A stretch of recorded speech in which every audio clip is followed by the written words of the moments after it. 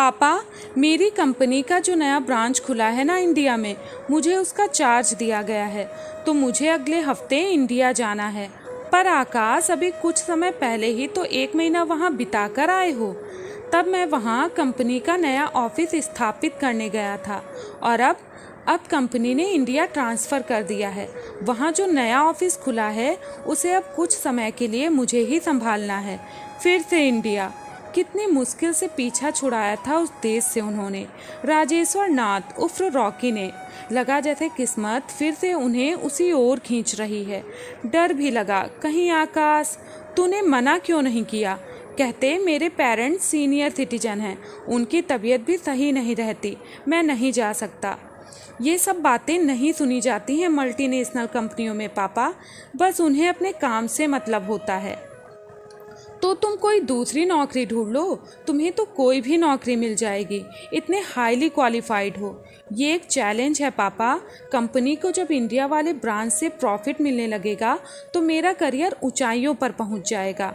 फिर वे मुझे एक एम्प्लॉय से पार्टनर भी बना सकते हैं।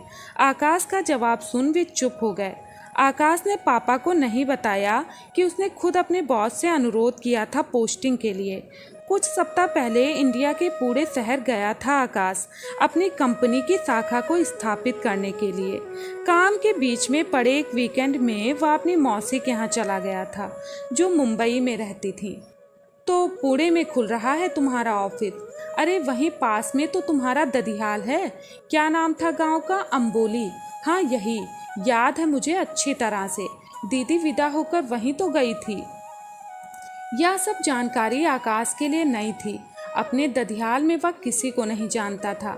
अचंभित ही रहता कि पापा की तरफ का कोई भी नज़दीकी रिश्तेदार संपर्क में क्यों नहीं है। मेरे दादाजी का नाम क्या था? पाटिल, गुज्जर पाटिल। इससे ज़्यादा मैं नहीं जानती। अगले वीकेंड वह अम्बोली पहुंच गया था, मन में उठ रहे 1000 प्रश्नों का उत्तर ढूंढने। वो कहाँ से आया है, उसकी फैमिली में कौन कौन है, क्या कोई अपना मिलेगा। धड़कते दिल से जब वह गांव पहुंचा तो एक बुजुर्ग से उसने गुज्जर पाटिल का घर पूछा। पता तो उन्होंने बता दिया, पर थोड़ा आश्चर्य जाहिर किया। कौन हो बेटा? आज तक तो गुज्जर काका से मिलने शहर से कोई नहीं आया।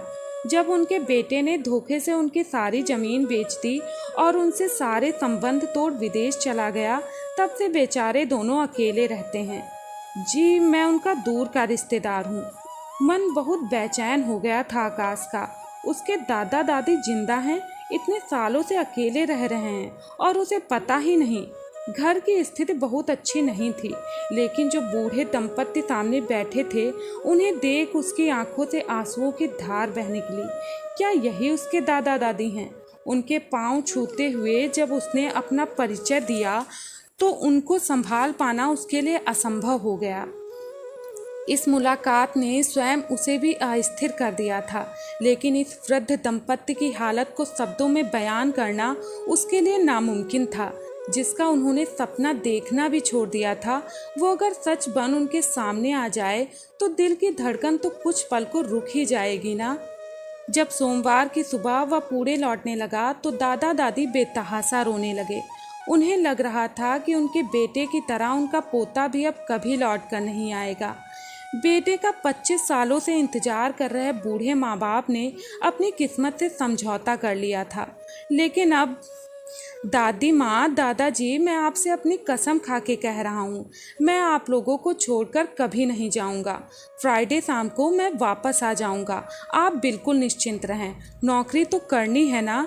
शायद ये सप्ताह उस बूढ़ी दंपत्ति के जीवन का सबसे लंबा इंतजार रहा होगा। पर जब शुक्रवार को आकाश वापस लौटा तो मानो उनकी जान में जान आ गई।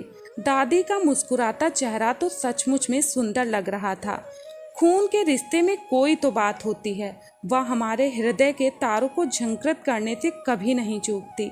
उस सप्ताह आकाश से जितना बन पड़ा, उसने दादा दादी के रिहाइश को बेहतर करने की कोशिश की। ये उसका इंडिया में आखिरी वीकेंड था। अगले शुक्रवार उसकी वापसी की फ्लाइट थी, पर उसने अपने भविष्य का खाका मन ही मन में तैयार कर लिया था। पूरा 1 महीना लगा उसे अपने बॉस को इस बात के लिए मनाने में कि उसका ट्रांसफ़र भारत वाले दफ्तर में कर दें। इसके लिए उसे न सिर्फ सफलता का आश्वासन देना पड़ा, बल्कि पहले से कम वेतन पर काम करने के लिए भी राजी होना पड़ा। लेकिन उसे इन बातों का कोई गम न था। उसने निश्चय कर लिया था कि अपने दादाजी व दादी माँ की बची हुई जिंदगी में खुशियाँ भरने के लिए वह कुछ भी करेगा।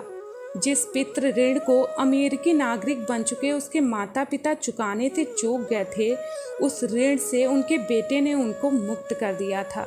दोस्तों, आज की कहानी यहीं पर समाप्त होती है।